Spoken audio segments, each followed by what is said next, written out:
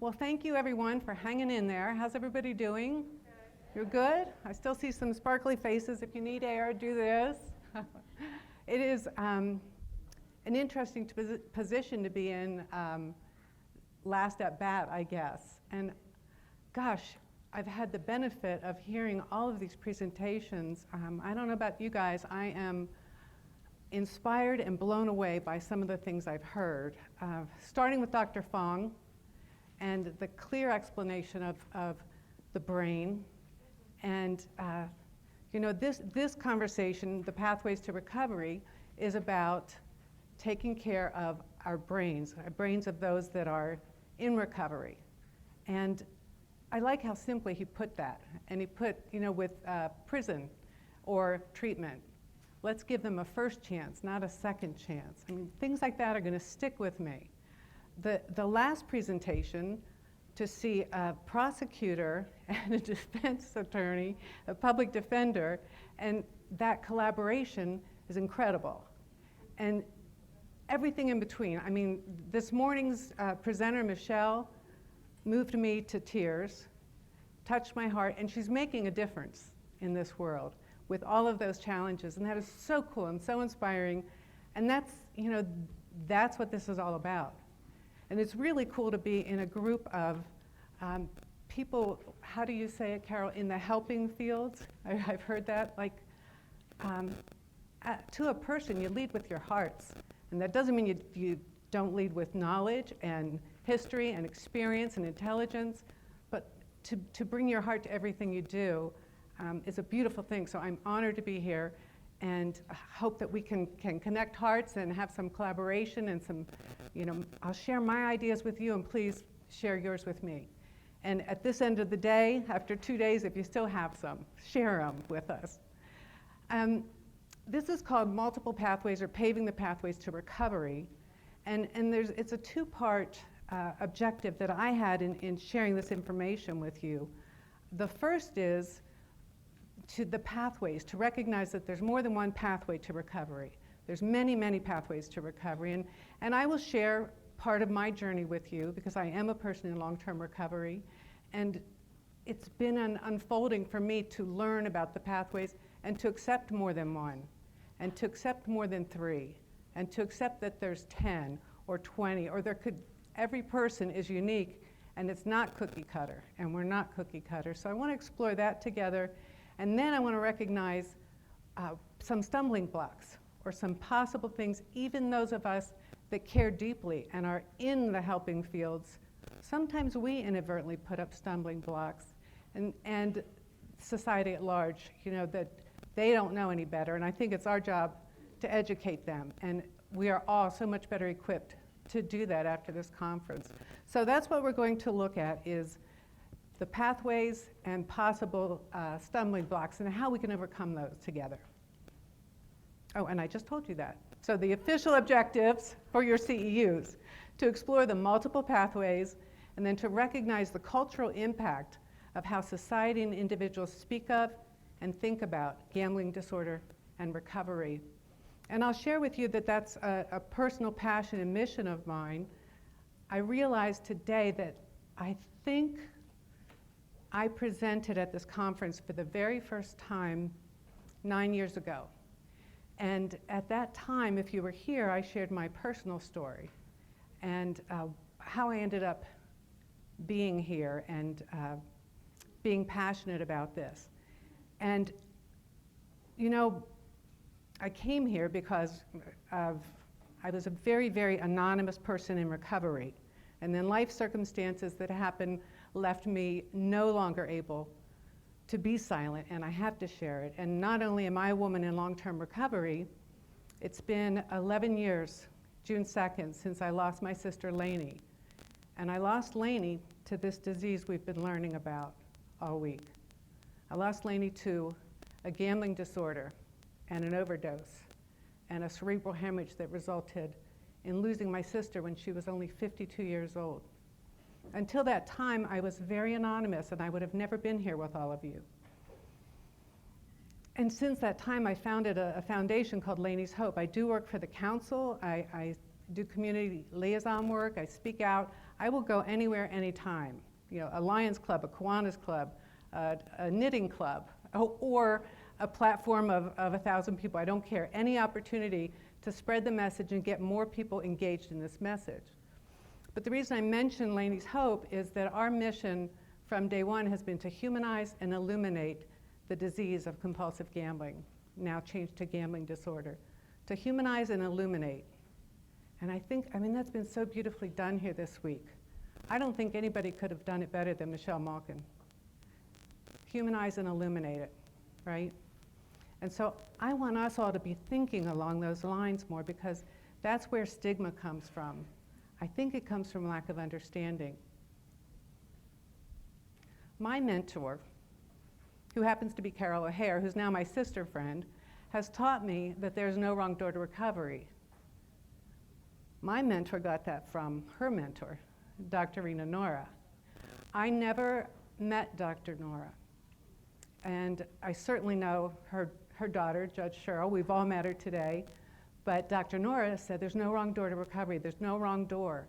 That means so much more to me today as I walk this journey. And what that means is, if it's working for someone, you know, I don't need to impose my recovery brand or my steps with them. I need to assess what's working for them, what they're doing, what's working, what's not. I'm not a clinician. I am a peer support specialist, and I'm also certified now with the ICGC clergy and layperson. But I never really cared about getting certification in this field, because that's you guys. I just want to spread the word and get more people to come to you for treatment, to not be in the court systems, to help the society at large understand it. So there's no wrong door. What does that mean to us? One of the doors that we take for recovery is professional treatment. I was blessed to get professional treatment when I first came into recovery. I'm 23 years in recovery. And it was an interesting door, however, because it was not a gambling-specific program. So even in my professional treatment environment, we had shared this earlier, I was in a mixed, we call them mixed nuts. It was, you know, alcohol, drugs, gambling. I have 2 of 3, so I qualify. But it's interesting that people with drug addiction in recovery and people with alcoholism in recovery don't get the gambler in recovery at all. So even though I was in professional treatment, I would be in a group setting, and this is so crazy. It's 23 years ago, and I still have that little old lady's voice in my head going, I don't get it, why don't you just stop? And she was in my group therapy. I mean, come on, why didn't I think of that? But it worked, you know. That's why you guys being here, I know a lot of you are kind of new to the gambling part of this. So this, you know, I'm super glad, because I don't really want, it could have been a deterrent, but it made me, actually it made me mad enough to keep coming back, you know. It's unfortunate that I still use that voice to imitate her, but she doesn't get it. I did get professional treatment. It was mixed nuts, and it worked. And I was able to go to group therapy and to get professional counseling. And we've heard about the 20 questions of Gamblers Anonymous. I actually answered yes to all 20. So I would have, you know, hung off a cliff to get therapy. I would have gone anywhere to get therapy. So if a little old lady is going to get under my nerves, that's okay. I kept coming back. But so the first modality for a pathway is professional treatment. If you can get that, get it. And here we are blessed that we can.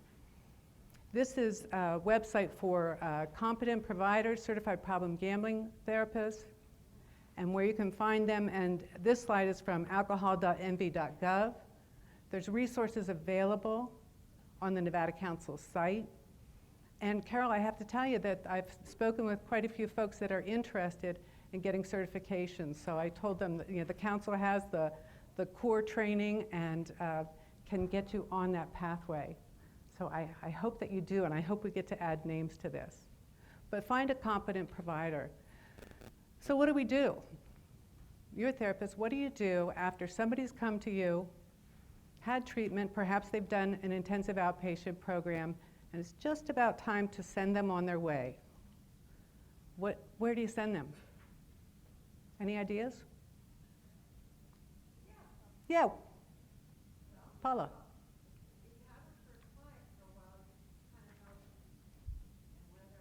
Mm-hmm.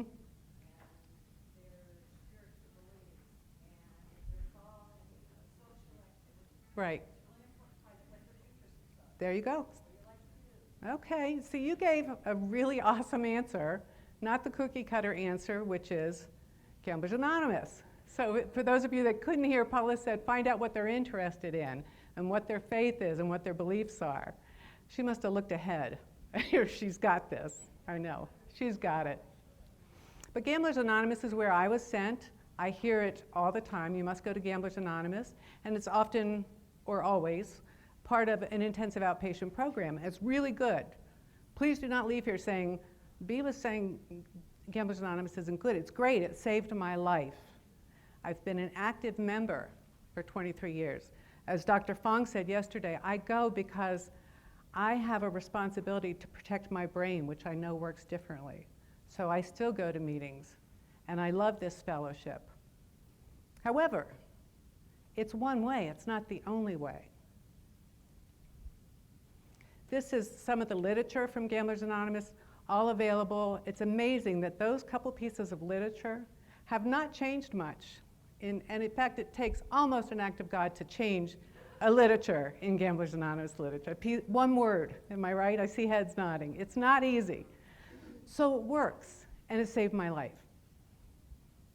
But there are more doors than that, so it's one door. This is what I found about the pathways to recovery. Paula was going in that direction. It's got to be culturally relevant. It's got to be a fit for the individual. Generationally appealing. Some meetings are more challenging for millennials because if it's a room full of baby boomers, like me, if they're hanging from a cliff, they'll come in no matter what. But culturally appealing and generationally appealing is important. Belief compatible. It's got to be a fit for them. Respectful of individual character traits and learning styles. Easily accessible. I'm going to talk about that because we are so blessed here in Nevada to have such a strong Gamblers Anonymous community. But what else is there, right? And it's got to be accessible. And for some people in the middle of our state and the outskirts that aren't, Nevada is more than Las Vegas and Reno Sparks, right? It's much more than that. And it needs to be accessible for those folks.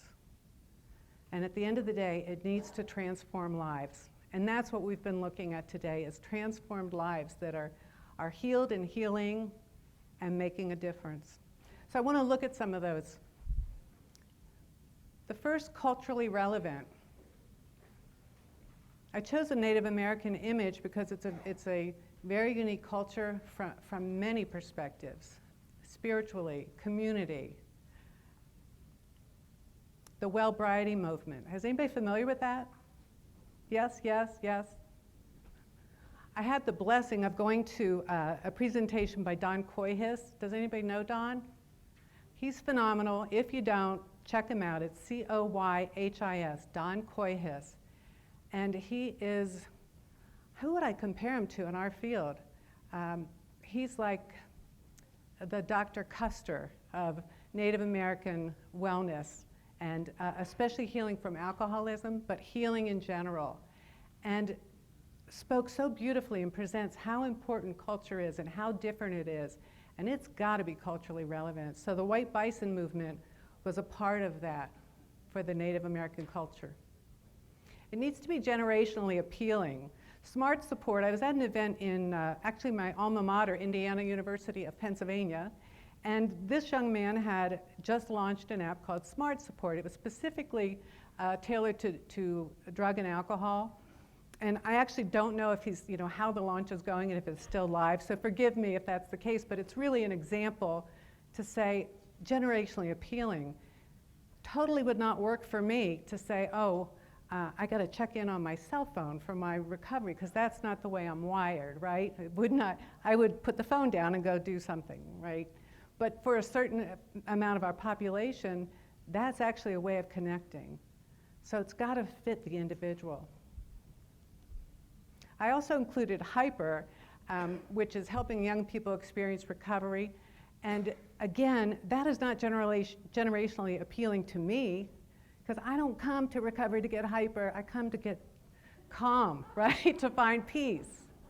But if my kumbaya recovery is turning off a millennial or a Gen Y or a Gen X, they got to find their own way and their own path. It's got to engage them. And if they say, oh, everybody's sitting in a circle singing kumbaya and I'm bored out of my mind, then let's find the hyper for them. So know who it is, and don't fit them into your brand of recovery or your treatment aftercare. Belief compatible. I think probably most people in here are familiar with Celebrate Recovery. Is that yeah? Yeah. Great nationwide, national program. It's probably international program. Offered through a lot of the faith institutions, the Christian faith, and it's a Christ-centered recovery program. Now that's not going to work for an atheist or a humanist, right? It's not going to work necessarily for a Jewish person. You got to know who is needing to be fed. But Celebrate Recovery works, and I will tell you, and I told you when I first came in, I would do anything you told me. I will still pretty much, but I'll, I have more filters now so I can think things through. But I was told, go to GA, go to 90 meetings in 90 days, do that, and I was hanging out in, this is weird, I hung out in some scary places when I was gambling. When I was in recovery, the first meetings I went to were in really scary places, really gritty, shall we say, in Las Vegas Boulevard towards downtown, in a building that the elevator mostly didn't work. If it did work, it reeked of urine. It was not a pleasant experience. If the elevator was broken, I have literally taken the stairs and had to step over human feces to get to my meeting. I'm not kidding. And you know what? I stepped over it because up there on the second floor were a bunch of people that were living in recovery, and they were smiling and they were happy, and it was worth it. But I also know that some people will be kept away, not by the smell of urine or the feces in the stairs, but the beliefs of the people in the room that don't fit them. I am a Jesus follower, and so I'm very comfortable talking about that. Woohoo, props for my guy, right? Sorry. I love Jesus. It's not fair for me to impose that on other people. And especially, not that I would ever impose it, but especially I have to be sensitive to people in early recovery, right? If that's going to be a reason to keep them out of the room, oh, they're a bunch of Bible thumpers. We can find those reasons. So we have to be sensitive to that. And in fact, since then, you know, I got the clergy layperson certification from the IGCG, I can never do initials, and have been able to start a faith-based program in my church, which is Jesus-based. I'm perfectly free to do that because it's not a Gamblers Anonymous meeting. But in Gamblers Anonymous, you know, trust that. So Celebrate Recovery, they proclaim it's a Jesus-centered recovery. But there's also Refuge, a Buddhist-inspired path to recovery. And, woohoo, yeah, the addiction recovery program from the Mormon Church, the Church of Jesus Christ of Latter-day Saints, has a program specific to their faith. And Smart Recovery. So maybe somebody is not comfortable with the God thing, as they'll say. You know, they need to be able to get the message. And the faith walk, whatever that is, or their journey, whatever it is, cannot happen when their brain is fried, right? When their brain's not functioning. So meet people where they are and meet their needs and meet their belief systems. I mentioned easily accessible. Are most of you familiar with that there's a Geophone meeting? Nobody's raising their hand, even the people that I know are in recovery. So good, good, good. Okay, so this number is accurate, and it's in your handouts. This is Gamblers Anonymous approved phone meeting that's across the country Every single week, this meeting is held at 6 p.m. Eastern, Pacific time, I apologize, 9 o'clock Eastern time. It's moderated by members of Gamblers Anonymous.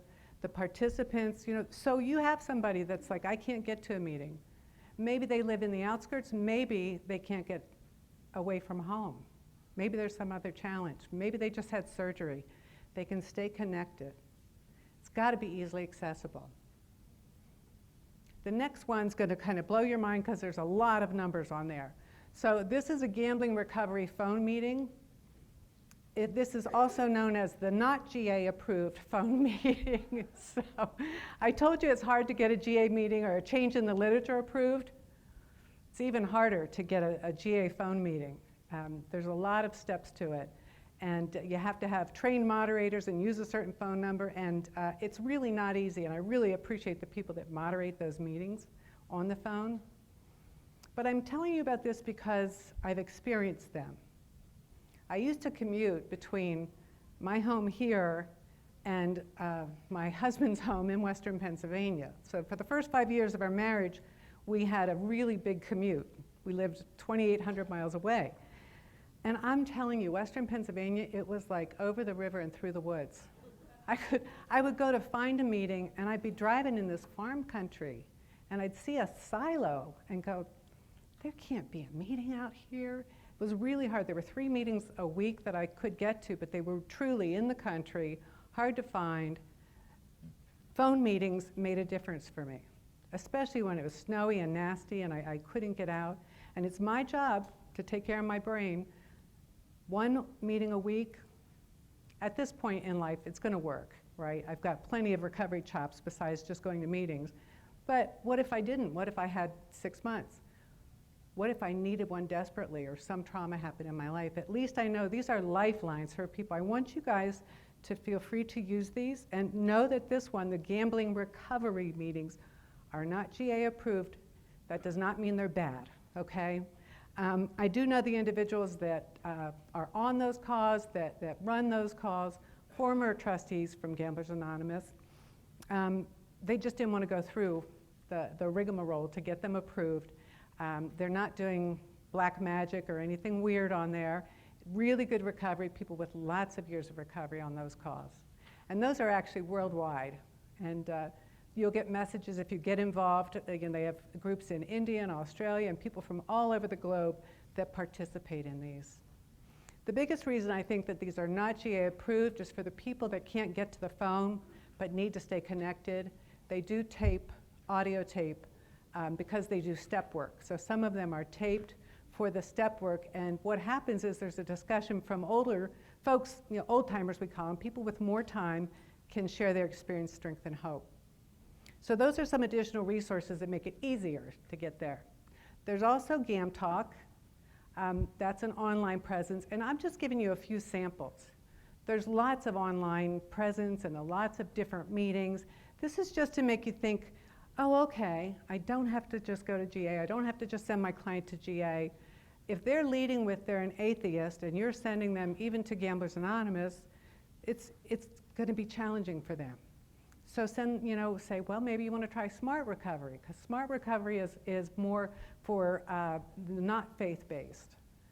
So there's something out there to fit them. Don't let that be a barrier to them getting the recovery they need. We often say, anyone, anywhere, anytime. Problem gambling disorder fits anyone, anywhere, anytime. So we need to you see what that crowd looks like? Well, there's a lot of white people, but it's diverse, right? Still a diverse crowd. They could be in a business suit. It could be, the baker, the banker, the whoever, right? It's all walks of life, all ethnicities, and one size fits all is not going to work for them. So, the first thing I wanted to do is open up your minds to other ways, right? Culturally appropriate ways to find recovery. But the second is culturally competent ways to recovery. And this is what SAMHSA says, cultural competence. I think we all have an idea of what that means. The ability to interact effectively with people of different cultures. Culture is a term that goes beyond just race or ethnicity. It can also refer to characteristics such as age, gender, sexual orientation, disability, religion, income level, education, geographical location, or profession. Do you think we covered them all there? Yeah, that's cultural competence. What I want to talk about is cultural sensitivity. I want to tell you about cultural sensitivity because, you know, we've heard about it today or yesterday as well, that there's some stigma and there's some barriers that keep people from saying, hey, I've got a problem. You know, who said yesterday, you don't hear celebrities talking about going into treatment for gambling disorder? And that's a like cultural sensitivity thing. Our culture is accepting and in fact celebrates, which is beautiful, celebrates the fact that somebody has a problem and is getting help for it, right? Good for you. We don't find that with gambling disorder. You know, when I'm judged within the rooms, why didn't you just stop? We've got a lot of education to do. The more people understand, like you guys do from being in here for 2 days, the less stigma and the more opportunity there'll be to have cultural sensitivity. But I do want to talk to you about this, and before I do, I want to tell you that I've sat on some of this stuff for a while. Things that I notice, things that go, that just doesn't feel right. Some of the things I'm going to share with you are things that have been in my craw. Not for 23 years, okay, not the little lady in my group, but cultural sensitivity. So I Googled cultural sensitivity, and here's what I got. Beyond cultural competence is cultural sensitivity. I Googled cultural sensitivity, and that came up, an ace up your sleeve. Isn't that ironic? So it's an ace up your sleeve. That's how pervasive, you know, we had a comment earlier about, Erin said, I'm sorry, I'm going to be way more conscious of saying, I bet. You know, I bet you didn't think of that. Just our language. That doesn't mean the whole world needs to conform around my particular, you know, brain issue. But sensitivity within treatment providers, within those of us that are in the field, we've got work to do. So I thought that was funny and ironic. So here's the thing, we're talking about pathways. What if the door is open but access is limited? What if all those doors we talked about, I don't care what door you go through any door, just go through the door. And then there's a block like you're not understood, or there's a block like somebody's judging you, or there's a block like somebody goes, you're not one of those degenerate gamblers. Those are blocks that keep people from getting the treatment they need. So let's talk about cultural sensitivity. Awareness of the person, we've heard that more than once today. Awareness of the person, in fact, Danny had it in her presentation, you know, as one of the criteria is to be person-centered, to use appropriate language, assuring the message is age and person or client group appropriate, and puts the person first and the disease second. Yeah, I'm not a compulsive gambler, right? I'm not the compulsive gambler. I have a gambling disorder, but it's not like the label. I don't walk around with, oh, there's the compulsive gambler, so put the person first. Here's what's cool. Did you guys know that there's a law that mandates it?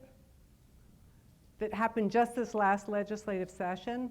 So it's AB 367, Nevada revised statute, says that we are now to use language that's viewed as respectful, that puts a person first, okay, before referring to the disorder. So it's the woman, the man with the gambling disorder. And that actually, they called it the AntiStigma Law. That is pretty cool. So yay, right? I think, yeah, right? When you have to mandate it, you know, at least it raises awareness, and that's the goal.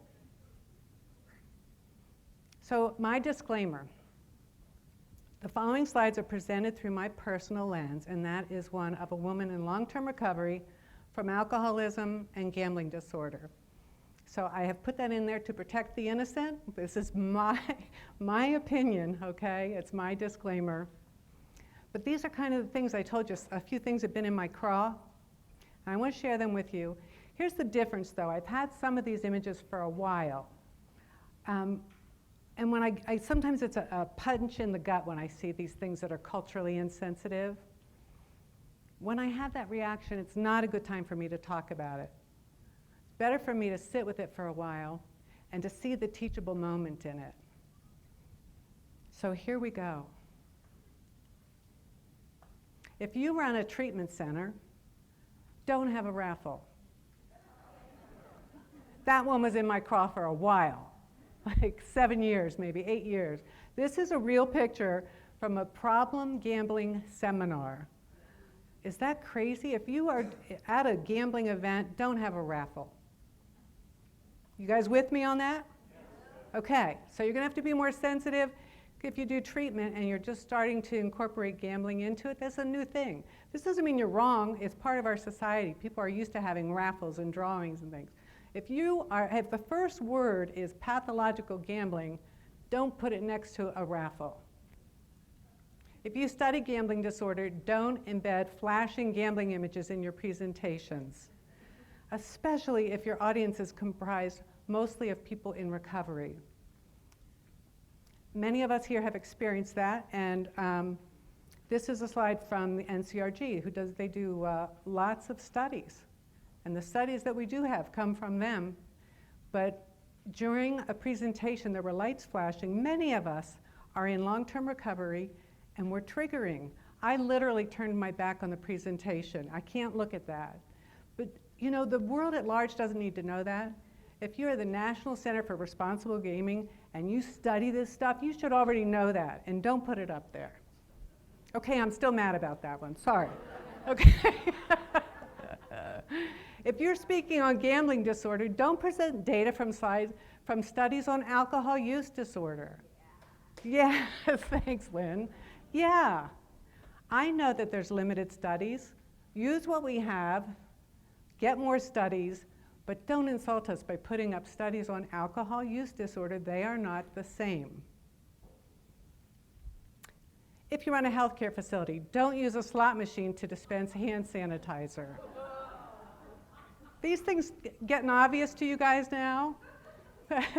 But you know, some marketing person could say it's a great idea, it's catchy, it's Las Vegas. They didn't think, you know what? Gambling disorder is a very serious public health issue. We should not do that. But you guys all will now. So when you're doing this stuff, think, this one kills me.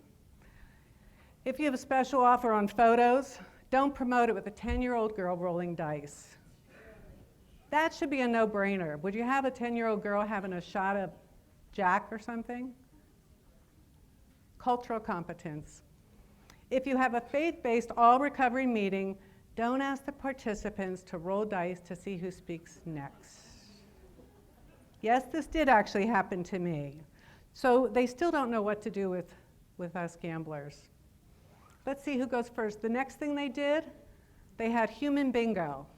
And I'm like, oh, Lord, I was with one of my sponsees, and I said, just don't make a bingo. But they should be aware, right? They should know better. And this one is currently on the Plaza Las Vegas. $50 says I don't have a gambling problem. If your casino has a responsible gaming policy, don't make public jokes about problem gambling. That's not okay. That is not the Caesars model. So consult with problem gambling experts and certified problem gambling counselors. Include individuals in recovery on your advisory team. Very important. Because we see things differently. Like, you're not necessarily going to catch this, and that's okay, and especially if you're new to it. But I'm going to say, oh my gosh, well-intending people put cute slides and it's got like a royal flush to make their point about gambling. Don't do that, okay? It's not good. You wouldn't do that if you were treating an alcoholic or a drug addict. You wouldn't put an image of their drug on the presentation to help them. Follow the language guidelines from the National Council on Problem Gambling and ask yourself, would I use this language or imaging if I was discussing another addiction or mental health disorder? The National Council on Problem Gambling has provided language guidelines.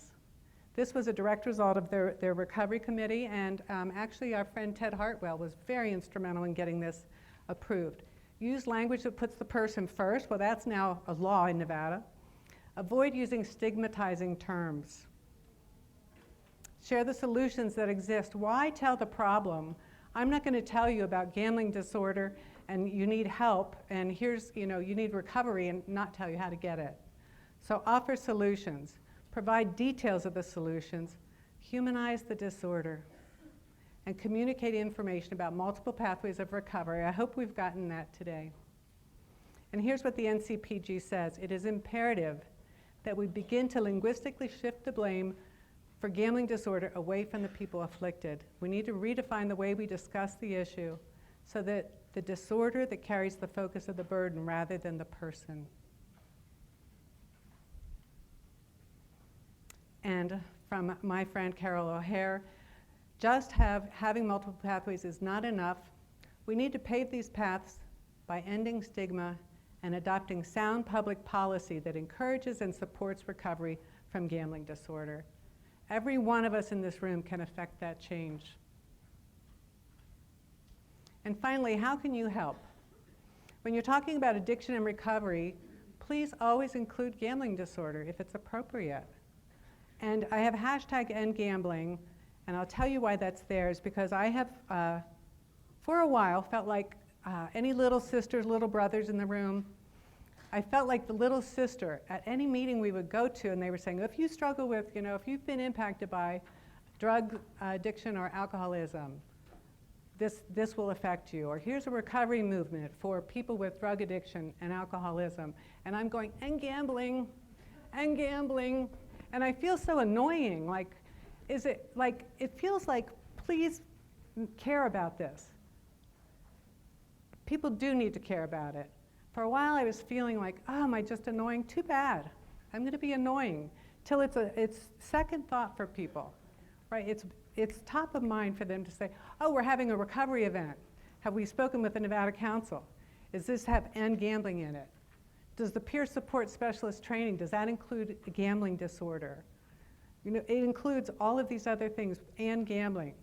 So the #EndGambling. Just, when you're putting something on Twitter, when you're putting something out there, include gambling. Think about gambling in it.